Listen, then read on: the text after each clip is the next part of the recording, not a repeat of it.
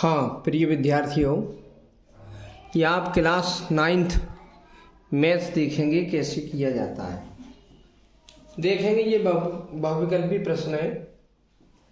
निम्नलिखित में परमेय संख्या है।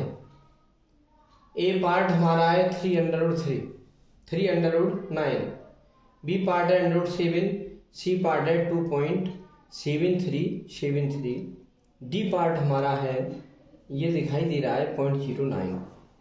तो देखो ये वाला पार्ट इसलिए सही है। परमेय संख्या क्या होती है जिसका हम वर्गमूल ले सकें। ए वर्गमूल तो नहीं ले पाएंगे, ये 0.9 है। और ये परमेय इसलिए नहीं है क्योंकि आवर्त दशमलव आ रहा है 73 ऐसे करके आ रहा है। ये वाली भी अपरमेय है, ये परमेय नहीं है, अपरमेय है। ये भी अपरमेय है, ये परमेय है क्योंकि इसका हम वर्गमूल ले सकते हैं। वर्गमूल देखो कैसे लिया जा सकता है, देखना। ये हमारा 3√9 है, तो 3 तो आपका ये लिखा है, 1√9 का हमारा हो जाएगा 3, 3 तरफ 9। जिसका हम वर्गमूल ले सकें वो परमेय होती है, तो ये परमेय हो गई। अब देखो क्या करते हैं, 4√3 संख्या है, जो √3 में लिखा है इसका वर्गमूल नहीं ले पा रहे हैं, ये हमारी एक अपरमेय संख्या है। ये हो गया। परमेय और अपरमेय दोनों संख्याओं को मिला दो तो उन्हें वास्तविक संख्या कहते हैं, ये याद कर लो। वास्तविक संख्या क्या होती है? परमेय संख्याएं और अपरमेय संख्याओं को मिलाने पर जो संख्याएं बनती हैं वो वास्तविक संख्याएं कहलाती हैं। x³ - 8 एक का एक गुणनखंड है। ये कैसे गुणनखंड किया जाएगा वो हम बताते हैं। इसका ये गुणनखंड कैसे होगा वो बताने जा रहे हैं। वैसे तो आपका ये आंसर है, ये वाला। देखो कैसे होगा उसको हम बताएंगे।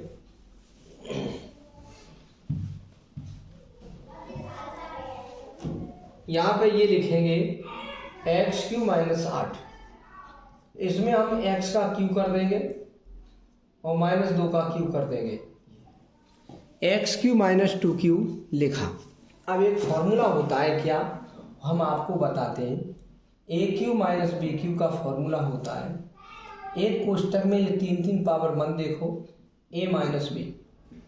दूसरे कोष्टक में पहली संख्या का वर्ग a² प्लस दूसरी संख्या का वर्ग b²। अगर माइनस यहाँ आ गया है तो यहाँ प्लस आएगा, इनका केवल गुणा कर दिया जाएगा ab। ये हमारा बन गया। इतना होता है फॉर्मूला। इसी फॉर्मूले के आधार पर ये खोलेंगे। कितना? 3 पावर बिल्कुल मत देखो, x - 2।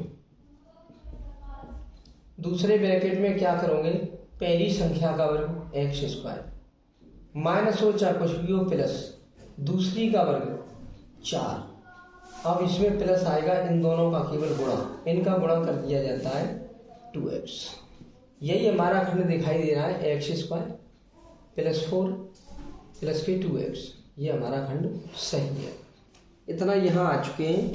अब देखो हम और देखते हैं।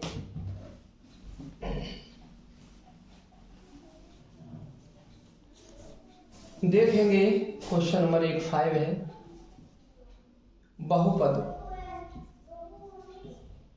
5x⁵ +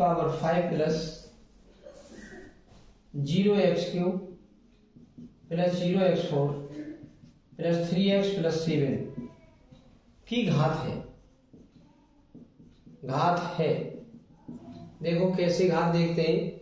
इसकी x की सबसे बड़ी पावर होती है, वही घात होती है इस समीकरण की।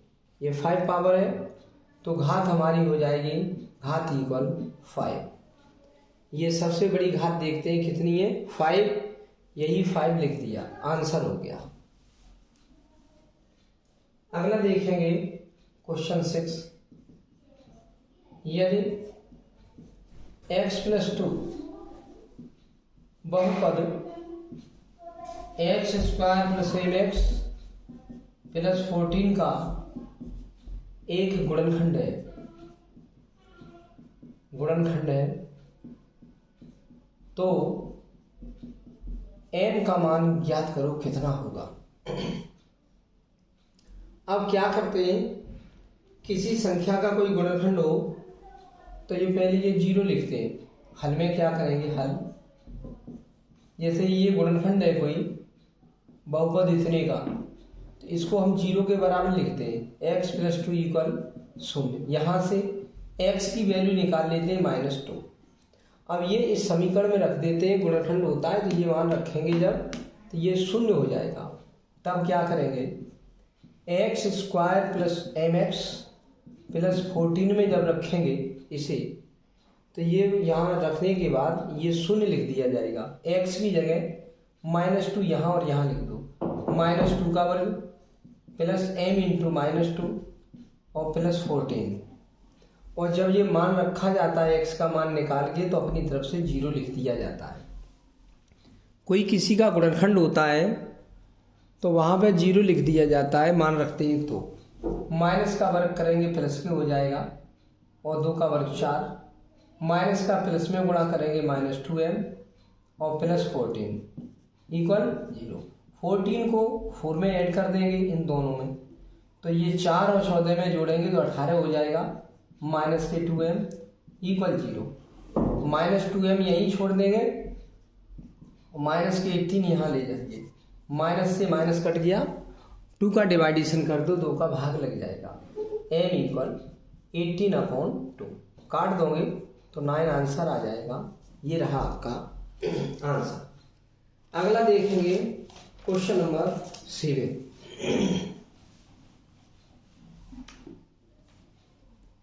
क्वेश्चन 7 देखिए, 7 में लिखा है y अक्ष पर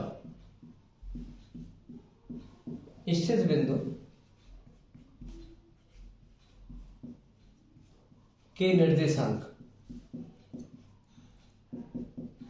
y अक्ष पर स्थित बिंदु के निर्देशांक, ए पार्ट हमारा है a, b पार्ट है a, 0, सी पार्ट है 0, b और डी पार्ट है a, 0। जब y अक्ष पर कोई बिंदु होता है वहां x का मान 0 होता है। हम y अक्ष पर कोई भी बिंदु बनाना चाहें, यहाँ पर, यहाँ, यहाँ, यहाँ, यहाँ, तो कोई जो बिंदु हम बनाएंगे, कोई भी बिंदु, वहाँ पर x का मान 0 होता है। कोई भी बिंदु बनाना चाहे y अक्ष पर, वहाँ x का मान 0 होता है। तो देखो ये तो 0 है नहीं, ये 0 है नहीं, ये 0 है, तो आपका ये खंड हमारा सही है। ये क्वेश्चन नंबर 7 हो गया। अब क्वेश्चन नंबर 8 देखेंगे। 8 क्या है, रेखा x + 3y = 10 पर स्थित बिंदु है, स्थित बिंदु है। क्या है, ए पार्ट में हमने दे दिया 3,1, बी पार्ट में लिख दिया 1,3, सी पार्ट में लिख दिया 1,-3, डी पार्ट में लिख दिया 3,-1। जो इनमें से कोई बिंदु हमारा होगा वो रेखा को संतुष्ट कर देगा।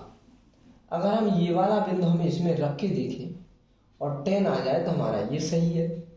अगर इससे नहीं आता तो ये रखेंगे, x की जगह 1 और y की जगह 3 रख देंगे। अगर 10 आता है तो ये सही है। देखते हैं कौन सा सही है। तो चलो ये टेस्ट करते हैं। ए पार्ट, इसमें x + 3y = 10। किसी रेखा पर कोई बिंदु स्थित हो तो वह बिंदु इस रेखा को संतुष्ट कर देगा। माने दोनों पक्ष आपस में बराबर आ जाएंगे। तो मान रख रहे हैं x या 3 लिख दे रहे हैं, प्लस 3 इंटू, इनके बीच में कोई चिन्ह नहीं है तो इंटू, y की जगह 1 लिख देंगे = 10। ये 3 अलग और 3 का 1 में मल्टीप्लाई कर लो, 3 = 10। 3 और 3 मिलके 6 हो गया बराबर 10। ये तो गलत हो गया, 6 10 के बराबर नहीं हो सकते, ये गलत हो गया। अब हम इसे रख के देखेंगे बी पार्ट को। इसे इसमें x + 3y = 10 है, x की जगह ये 1 लिख देंगे, प्लस 3 इंटू y की जगह 3 लिख देंगे = 10। तो 1 यहाँ है, 3 का 3 में मल्टीप्लाई करेंगे तो 9 हो जाएगा = 10। 9 में 1 ऐड हो जाएगा 10 = 10। ये दोनों पक्ष बराबर आ गए तो हमारा ये वाला खंड सही है। आपका ये आंसर आ चुका, ये वाला आंसर सही है। अब देखो क्या करते हैं और 9वां, दो विभिन्न रेखाएं एक दूसरे को कितने बिंदुओं पर काटती हैं? दो विभिन्न रेखाएं एक दूसरे को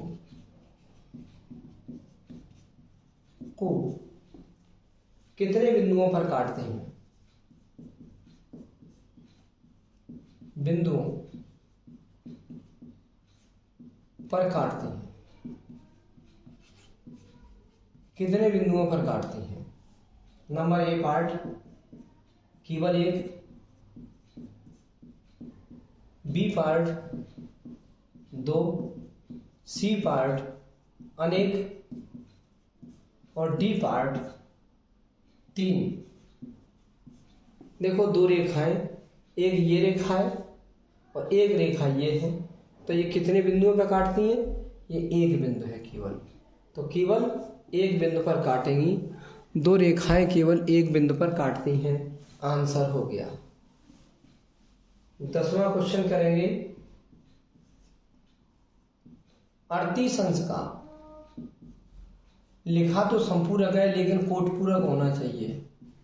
कोटपूरक कौन है? कोटपूरक कौन है? नंबर 1 पार्ट ए 52 अंश, बी पार्ट 42 अंश, सी पार्ट 62 अंश, डी पार्ट 322 अंश। इनमें से ये देखना है कि कौन सा वाला सही है। देखते हैं। कोटपूरक क्या होता है? ऐसे दो कोण जिनका योग 90 अंश हो, कोटपूरक कोण कहलाते हैं। इन दोनों को ऐड कर दो, अगर 90 हो जाए तो ये सही है, अगर ये 90 हो जाए तो ये सही है, ये हो जाए तो ये सही है, ये हो जाए ये सही है। तो इन दोनों को हमने ऐड करके देखा, 8 और 2 10, 3 2 5 और 3 8 1 9, 90 अंश आ गया, तो आपका ये कोटपूरक हो गया। कोटपूरक क्या होता है? इसका कोटपूरक ये है क्योंकि इन दोनों का योग 90 आ रहा है, ये 90 नहीं आएगा, ये 90 नहीं आएगा, ये 90 नहीं आएगा, तो हमारा ये पार्ट सही है। 10 हो गया। देखते हैं 11 क्या है। 11 त्रिभुज के तीनों कोणों का योग, तीनों कोणों का योग होगा। त्रिभुज के तीनों कोणों का योग होगा। नंबर 1 ए पार्ट 100 अंश, बी पार्ट 180 अंश, सी पार्ट 360 अंश, डी पार्ट इनमें से कोई नहीं, इनमें से कोई नहीं। तो त्रिभुज हमारा ट्रायंगल ये होता है, इसके अंदर के तीनों कोणों का योग ये और ये हमेशा 180 अंश होता है। याद कर लो इसे। त्रिभुज के तीनों कोणों का अंतः तीनों कोणों का योग 180 माने 180 अंश होता है। तो हमारा बी पार्ट सही है। 12वां क्वेश्चन देखेंगे। 12वां, यदि त्रिभुज, ऐसे त्रिभुज बना लो, ट्राइंगल जिसे कहते हैं, ट्राइंगल एबीसी समरूप ट्राइंगल DEF, तो AC बराबर होगी, AC का मान बराबर होगा किसके? वो देख रहे हैं। AC का मान बराबर होगा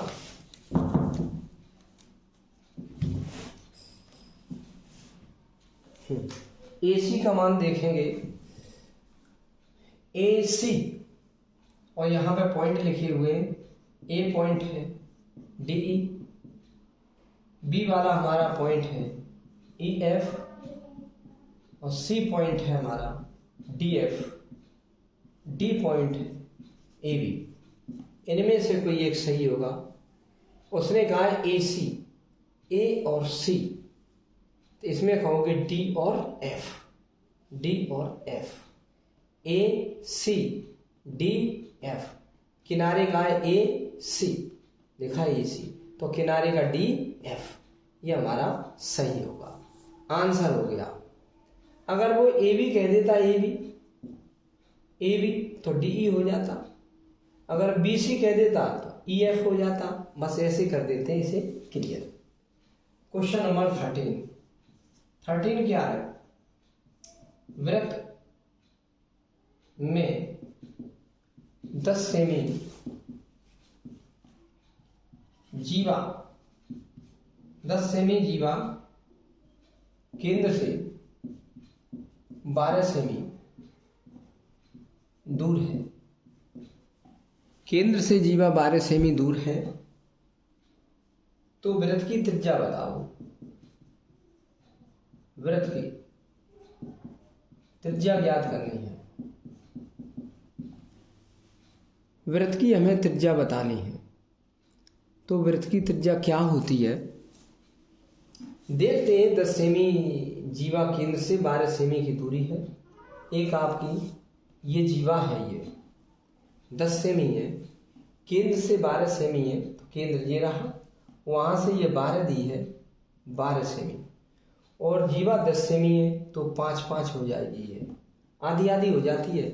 केंद्र से अगर लंब डाल दो, यहाँ 90 अंश का कोण बना दो, तो ये लंब जीवा को आधा आधा कर देता है। तो 10 सेमी की जीवा है ये पूरी, ये जीवा होती है वृत्त के अंदर।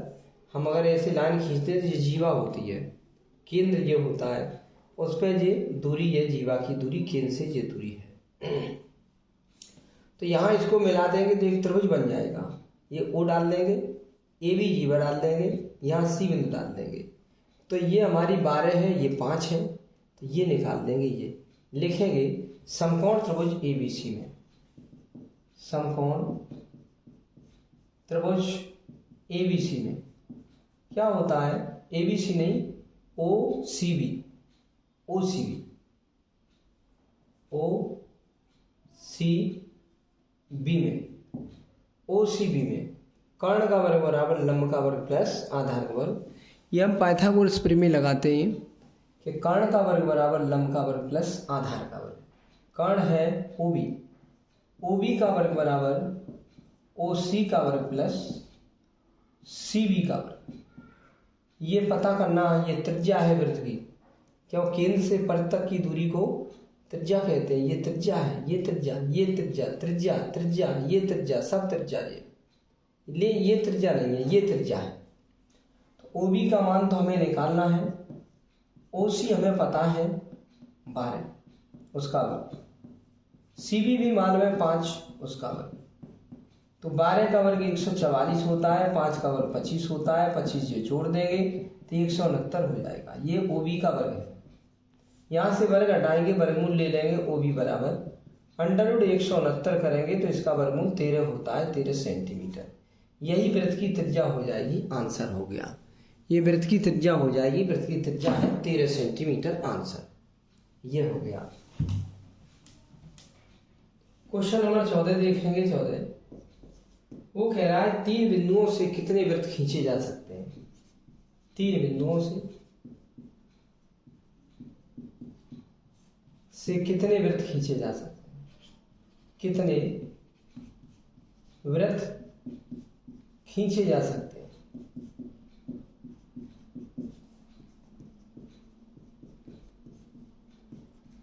ये प्रमेय है कि वृत्त पर कोई ये 3 बिंदु है, नहीं 3 बिंदु हमारे कहीं है, उनसे कितने वृत्त खींचे जा सकते हैं, 1 2 3। तो इनसे केवल एक वृत्त खींचा जा सकता है। वो कैसे खींचेगा, इसको मिला दो और इसको मिला दो, इसका लंबार्धक कर दो ऐसे, और इसका भी लंबार्धक कर दो। जहाँ कट जाए वो केंद्र हो गया। केंद्र से ये दूरी ले लो, या ये दूरी ले लो, या ये दूरी ले लो, प्रकार की नोक जहाँ रखेंगे, ये दूरी लेके एक वृत्त खींच देंगे।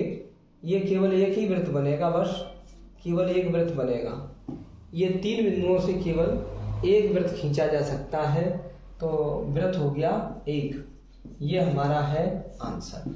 बहुविकल्पी ये क्वेश्चन आ जाते हैं इस टाइप के, एक वृत्त केवल खींचा जा सकता है, 3 बिंदुओं से कितने वृत्त खींचे जा सकते हैं, 1। ये आंसर हो गया। क्वेश्चन 15 देखिए, ये 15 क्वेश्चन है। एक वर्ग का क्षेत्रफल, एक वर्ग का क्षेत्रफल 200 सेमी स्क्वायर है, तो इसकी भुजा होगी ए पार्ट 10√2 सेमी, बी पार्ट 10 सेमी, सी पार्ट 20 सेमी, डी पार्ट 50 सेमी। अब ये आपको पता लगाना है, तो कैसे पता लगेगा? वर्ग का क्षेत्रफल दिया है तो वर्ग के क्षेत्रफल का सूत्र लगा दो। वर्ग का क्षेत्रफल दिया है कितना? 200। वर्ग का क्षेत्रफल होता है भुजा वर्ग इक्वल 200। सूत्र होता है भुजा वर्ग, फॉर्मूला याद करना पड़ेगा। वर्ग का क्षेत्रफल होता है भुजा वर्ग, तो बस वर्ग हटाएंगे तो वर्गमूल ले लेंगे। भुजा इक्वल √200। 200 के फैक्टर करेंगे गुणनखंड, तो 2 × 100, 100 दूनी 200 होता है। 100 का वर्गमूल हो जाएगा 10, लेकिन 2 का वर्गमूल नहीं होता, 10√2 सेंटीमीटर। तो आपका ये आंसर हो गया 10√2 सेंटीमीटर आंसर हो गया। 16वां क्वेश्चन देखते हैं। क्वेश्चन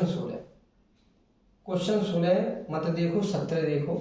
वो क्वेश्चन थोड़ा गड़बड़ है। बेलन का संपूर्ण पृष्ठ एक सूत्र होता है। संपूर्ण पृष्ठ का सूत्र है, ए पार्ट लिखा है 2πr/h, बी पार्ट में लिखा है 2πr/h+r, सी पार्ट में लिखा है 2πr/h और कोष्टक h+r, और डी पार्ट में लिखा है πr/l। डी पार्ट में लिखा है πr/l, ये इस पार्ट में। तो बेलन का संपूर्ण पृष्ठ याद करना पड़ेगा 2πr/h+r, ये सही है, 2πr/h+r सही है। 18वां क्वेश्चन देखेंगे। 18वां क्वेश्चन देखिए। दो गोलों की आयतनों का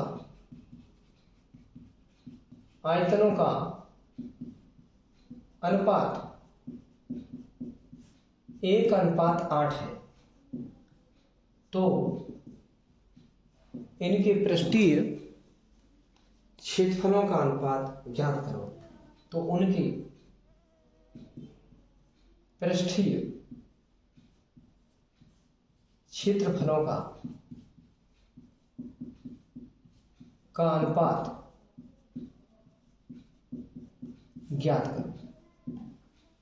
तो वैसे टिक तो दे रहा है, ए पार्ट में 1:2, बी पार्ट में 1:4, इसे अनुपात को रेशियो बोलते हैं अंग्रेजी में, 1:4, सी पार्ट में 1:8, डी पार्ट में 1:16।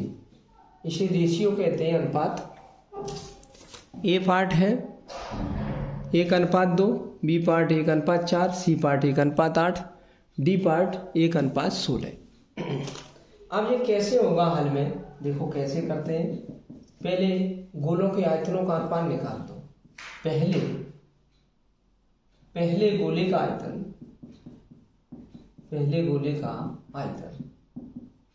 बटे दूसरे गोले का आयतन,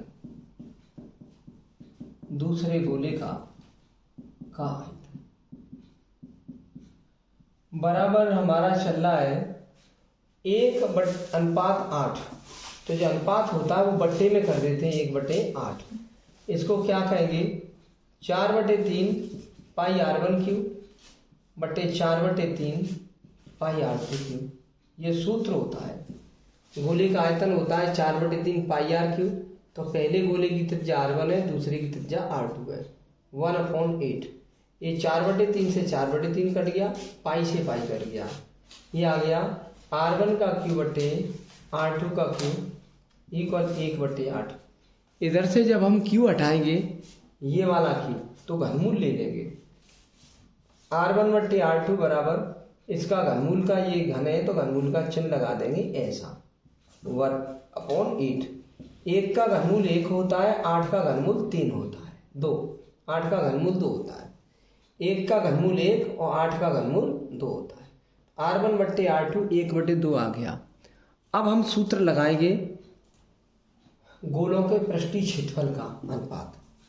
R1/R2 जहाँ आएगा वहाँ 1/2 लिख देंगे, याद कर लेना। ये R1/R2 की जगह 1/2 लिख दिया जाएगा। अब क्या करेंगे, पृष्ठीय क्षेत्रफलों में अनुपात। पहले गोले का पृष्ठ अपॉन दूसरे गोले का पृष्ठ, दूसरे गोले का पृष्ठ इक्वल, पहले गोले का होता है 4πr² होता है, दूसरे का भी होता है 4πr², लेकिन पहले गोले की त्रिज्या होती है R1 और दूसरे गोले की त्रिज्या होती है R2। 4π से 4π कट जाएगा, ये आ जाएगा R1 का स्क्वायर बटे R2 का स्क्वायर। तो R1/R2 क्या होगा, R1 का मान, R1 इसका मतलब है R1/R2 का होल स्क्वायर। तो R1/R2 हमने 1/2 निकाला था, इसका वर्ग करेंगे तो हमारा क्या आ जाएगा, 1 का वर्ग 1, 2 का वर्ग 4, इसलिए अनुपात हो जाएगा, अनुपात हो जाएगा हमारा 1/4। ये रहा आंसर 1:4, 1/4 आ गया। ये सूत्र होता है गोले का पृष्ठ 4πr1², दूसरे का 4πr2²। 4π से 4π कट गया, R1/R2 इनके स्क्वायर हम बाहर कर देंगे R1/R2, वो R1/R2 हमने 1/2 निकाला था, उसका वर्ग करेंगे, 1 का वर्ग 1, 2 का वर्ग 4, तो अनुपात हो गया 1/4। ये आपका आंसर हो गया। अब देखेंगे 19वां क्वेश्चन। क्वेश्चन 19 देखेंगे, एक सिक्के को 100 बार उछालने पर, एक सिक्के को 100 बार, 1000 बार है 1000, एक सिक्के को 1000 बार उछालने पर 435 बार चित्त आता है,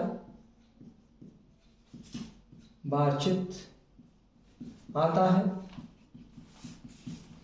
तथा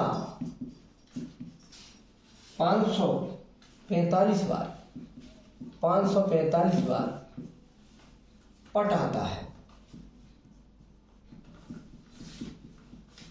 545 बार पट आता है, तो पट आने की प्रायिकता बताओ कितनी होगी। पट आने की प्रायिकता पूछी गई है, कितनी होगी। तो पट हमारा क्या बार आया है, पट, हाँ, एक सिक्के को 1000 बार उछाला जाता है, तो कुल ढंग हमारे हो गए, कुल ढंग इक्वल 1000, कुल ढंग, और 435 बार चित्त आता है, 545 बार पट आता है। तो पट आने की प्रायिकता पूछिए, तो पट हमारा ये है, अनुकूल ढंग पट के बार आ रहा है 545 बार, पट आने के ढंग, पट आने के ढंग इक्वल 545, इसे कहेंगे अनुकूल ढंग।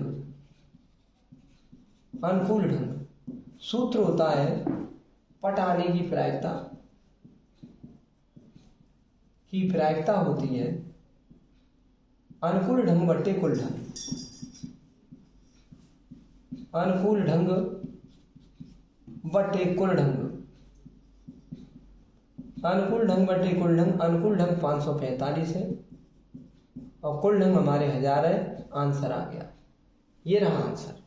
अगर चित्त की पूछते, चित्त की, तो अनुकूल ढंग ये हो जाते, अनुकूल ढंग बटे कुल ढंग। पट की पूछिए तो अनुकूल ढंग ये हो गए और कुल ढंग ये रहे, ये प्रायिकता आ गई। 20वां देखिए क्वेश्चन, लास्ट क्वेश्चन है ये बहुविकल्पी का। 20वां क्वेश्चन, एक सप्ताह में सोमवार, सोमवार आने की प्रायिकता बताओ, की प्रायिकता ज्ञात करो। कैसे होती है प्रायिकता ज्ञात? सप्ताह में 7 दिन होते हैं, सप्ताह में दिन सोमवार, मंगलवार, बुधवार, बृहस्पतिवार, शुक्रवार, शनिवार, रविवार, ये होते हैं। 7 दिन होते हैं सप्ताह में, सोमवार, मंगलवार, बुधवार, बृहस्पतिवार, शुक्रवार, शनिवार, रविवार। सोमवार आने की प्रायिकता पूछी है, तो ये कुल ढंग तो हमारे कितने हो गए? 7। और अनुकूल ढंग केवल एक बार सोमवार आया है इनमें, इन 7 ढंगों में, यहाँ से लेके यहाँ तक 7 ढंगों में एक बार सोमवार आया है। तो अनुकूल ढंग तो 1 हो गया, कुल ढंग 7। तो अनुकूल ढंग 1 सोमवार, सोमवार आने का अनुकूल ढंग,